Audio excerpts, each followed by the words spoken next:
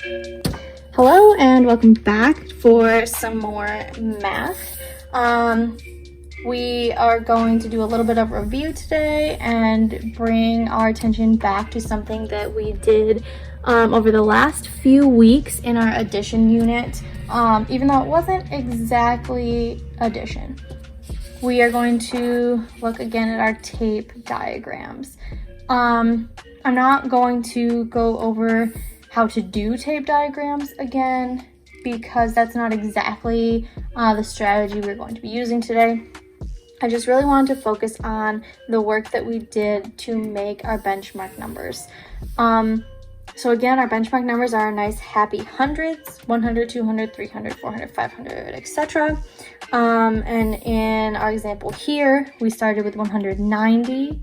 Our closest benchmark number, if we are rounding up to the next 100, is 200. And in our other problem here, 298, our closest benchmark number, if we are rounding up to the nearest 100, was 300. What I actually want to focus on here today, though, is how we got there and how that affected the rest of our math problem. So in this one, to get to our nearest 100, we had to add 10. If you remember, our number one rule for the tape diagram, whatever you do to one number, you must do to the other number. I have that written on a nice piece of paper here. It's super important. Whatever I do to one number, I must do to the other number. I want you to go ahead and say that along with me, please. Whatever I do to one number, I must do to the other number. Let's hear that one more time. Say it out loud. I want it to stick in your brain. Whatever I do to one number, I must do to the other number.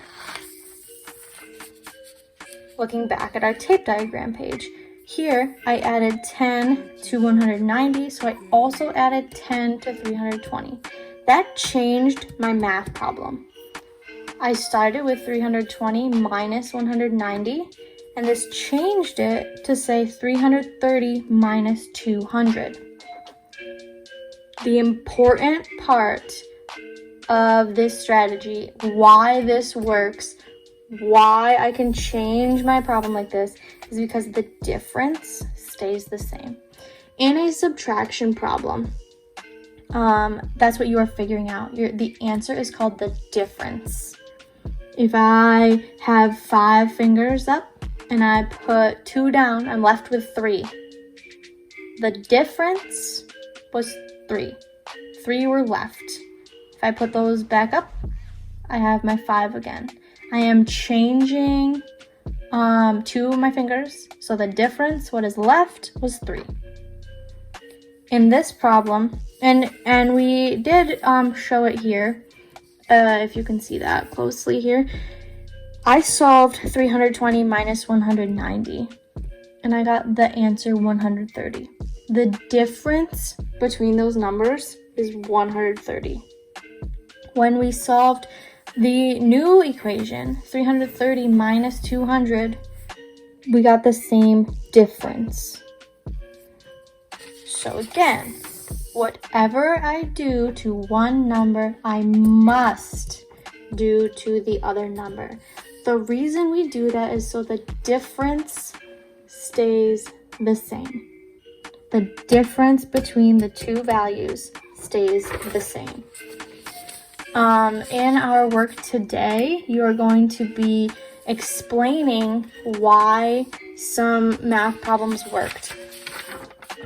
Some students, some kids solved some math problems, and your job is going to be to explain why it makes the same, or why it makes sense, why they give the same answers.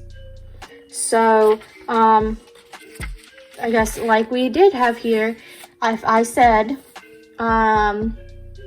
Joseph said that 320 minus 190 is the same as 330 minus 200. Write an explanation using pictures, numbers, or words to prove that Joseph is correct. I want you to show me why this number sentence equals this number sentence. Why do they equal the same thing? The important thing to know is this right here. Whatever I do to one number, I must do to the other number. If Joseph added 10 to one value, he must have added 10 to the other value, so the difference stays the same. If Sarah is doing a math problem, a subtraction problem, and adds 1 to one value, she must add 1 to the other value, so the difference stays the same. This is what is so important. So if you are changing the math problem, the values have to be changed in the same way. I just want you to go ahead and say this with me one last time before you go ahead and do your problem set. Whatever I do to one number, I must do to the other number, so the difference stays the same. Just that blue part this time.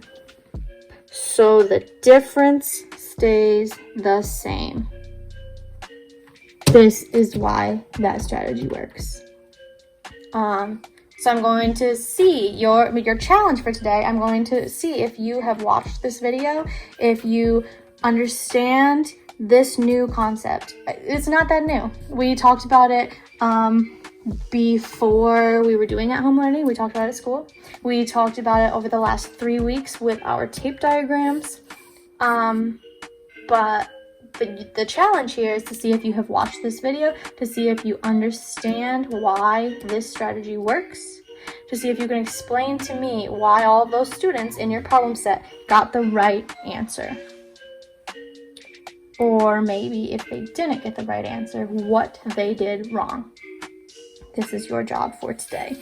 I look forward to seeing your work, and it is Friday, so this is your last math assignment for the week. I hope that you have a fantastic weekend, and we will be back next week with something else.